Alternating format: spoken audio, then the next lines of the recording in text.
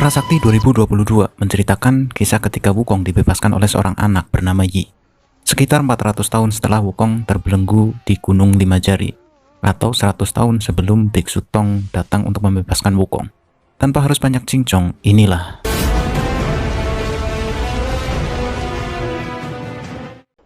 Bertempat di Gunung Lima Jari, terlihat ada seorang anak yang sedang diganggu oleh Mbak Kunti dan dua kurcaci. Ternyata mereka adalah siluman. Usut punya usut, anak ini datang ke Gunung Lima Jari untuk mencari si Kerasakti. Untuk apa ya dia mencari Kerasakti?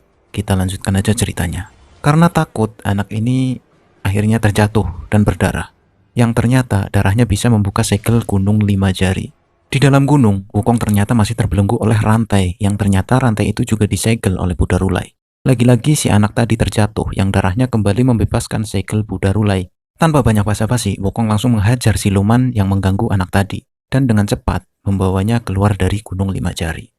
Di tempat lain, yang entah tahu dari mana, seorang prajurit mengabarkan pada Raja Naga bahwa Wukong telah bebas, yang itu membuatnya jiper. Kembali ke Wukong dan si anak tadi. Setelah melalui perbincangan singkat, ternyata anak itu bernama Yi. Dia datang menemui Wukong karena ingin diantar oleh Wukong ke Kerajaan Langit. Tapi, tangan Wukong juga masih disegel oleh Buddha Rulai. Di tengah perjalanan, Wukong melihat ada kerumunan yang dikira ada acara dangdutan. Ternyata itu adalah pemenggalan siluman yang dilakukan oleh seorang dewa. Belum sempat nonton, Wukong udah keburu ditempiling duluan oleh siluman kerbau, dan dia dibawa ke gubuk siluman kerbau. Di sana dia dijamu, kemudian setelah kenyang, baru dikeroyok oleh banyak siluman. Tapi, alhamdulillahnya, Wukong bisa melarikan diri.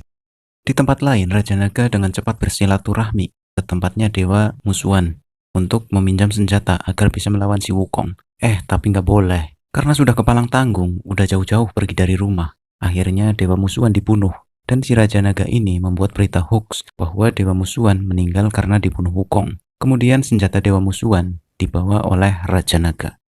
Di lain pihak, Wukong mengajak Yi ke Gunung Guoguo, yang di situ mereka sudah disambut oleh King Kong. Dan King Kongnya itu King Kong raksasa ya, yang ternyata itu adalah peliharaan si Wukong. Lah, ketek memelihara King Kong, kan asal.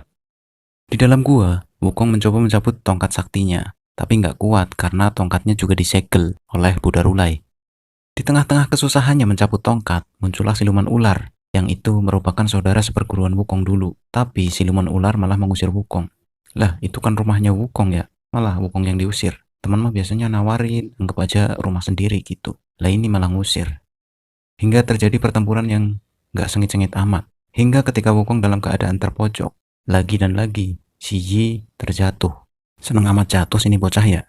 Hingga memuncratkan darahnya lagi, yang kembali membuka segel tongkat Wukong. Dan disitulah siluman ular dipukul mundur.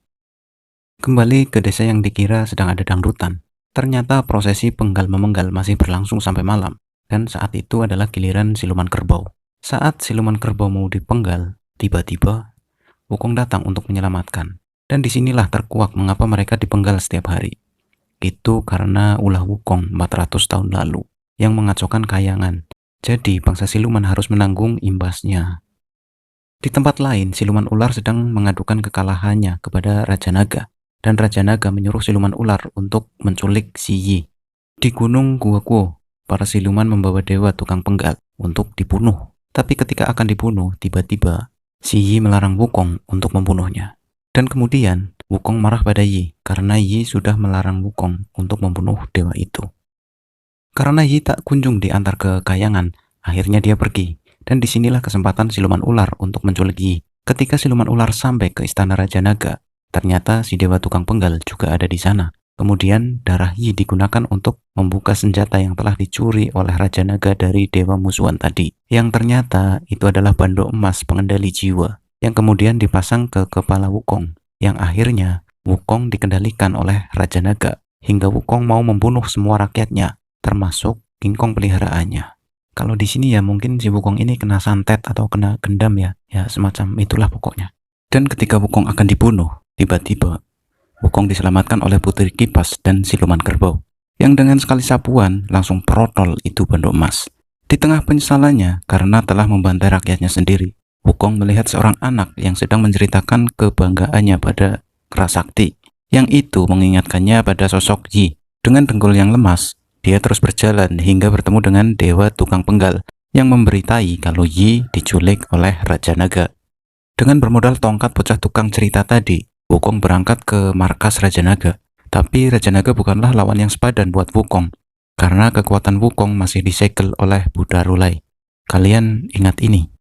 Karena tidak tega, si siluman ular akhirnya membantu Wukong. Tapi kekuatan mereka belum cukup untuk menandingi kekuatan Raja Naga. Hingga akhirnya sampailah pada adegan termenjengkelkan dalam film ini, yaitu Yi dibunuh oleh Raja Naga, dan itu membuat Wukong merasa kesedihan yang bertubi-tubi. Di tengah kesedihannya, tiba-tiba darah Yi muncrat ke tangan Wukong, yang untuk kesekian kalinya itu bisa membuka segel yang ada di tangan Wukong. Dan inilah saat dimana kekuatan Wukong is back. Karena kekuatannya sudah kembali, cukup dengan sekali gebuk, Raja Naga terhempas entah kemana. Sebagai bukti rasa penyesalan Wukong, akhirnya dia membawa Yi ke kayangan. Dan alasan sebenarnya Yi ingin ke kayangan itu karena Yi ingin menuntut keadilan pada Raja Langit. Yang usut punya usut, ternyata orang tua Yi dibunuh oleh si Raja Naga. Tapi, mirisnya Yi malah meregang nyawa oleh Raja Naga. Meski harus disambar oleh petir, Wukong tetap bertahan hingga dia sampai ke gerbang selatan pintu tol Jagorawi. Dan ternyata Raja Naga belum tewas dan mengikuti mereka sampai ke kayangan. Tapi sekarang Raja Naga sudah bukan tandingan Wukong lagi. Hingga saat Raja Naga akan dibunuh, dia teringat dengan perkataan Yi untuk tidak membunuh seorang pembunuh. Dan di saat itulah Buddha Rulai muncul, yang ternyata Yi diutus Buddha Rulai untuk menyadarkan Wukong dan untuk meredam amarah dan keegoisannya Wukong ya. Ternyata ini hanya settingan Buddha Rulai semata. Hingga akhirnya Wukong dengan sukarela kembali ke Gunung Lima Jari.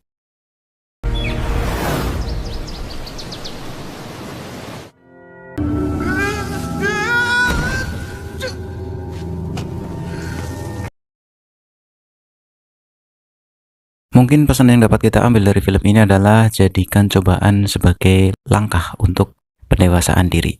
Jangan lupa ngopi dan sampai jumpa.